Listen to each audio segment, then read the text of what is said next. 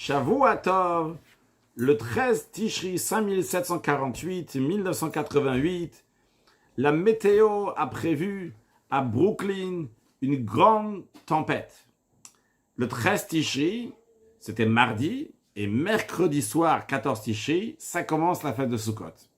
Il y avait déjà beaucoup de juifs, de chassidim, dans Crown Heights, qui se trouve à Brooklyn, dans le quartier du Rabbi, qui avaient déjà construit leur soukha. Et ils ne savaient pas quoi faire. Est-ce qu'il faut démonter la soukha qu'ils ont construite ou bien la laisser?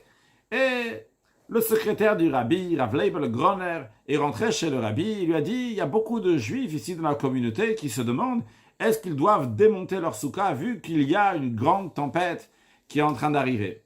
Le Rabbi a tout de suite répondu. Il a dit, en ce qui concerne la soukha elle-même, la laisser. Mais il ne faut pas encore mettre le srach sur la soukha. Concrètement, la météo a prévenu qu'il y allait avoir une tempête. Une tempête, la définition exacte donc, par rapport au niveau donc, de ce qu'ils ont dit, c'est que toutes les structures en bois ou en métal vont s'envoler, vont partir. Ce qui est exactement les critères d'une soukha. Mais quand même, le Rabbi a dit ce qu'il avait à dire. Évidemment, la suite, peut-être qu'il n'y a pas besoin de raconter la suite. En effet, il y a une grande tempête mardi soir entre 13 et 14 Tishri à Brooklyn. C'est parti jusqu'à 89 km/h du vent pendant la tempête.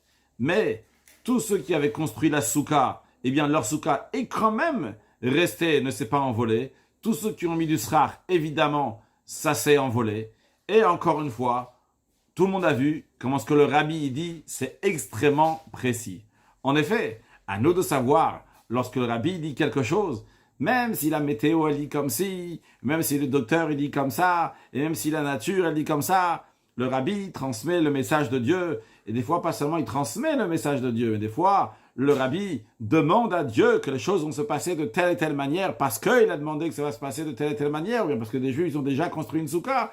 Et c'est exactement comme ça que ça se passe. Que Dieu fasse que très prochainement, on puisse tous ensemble s'asseoir dans une grande soukha à Yerushalayim Ira Kodesh, dans le 3e temple reconstruit, avec la venue de Mashiach, now, Shavua Tov.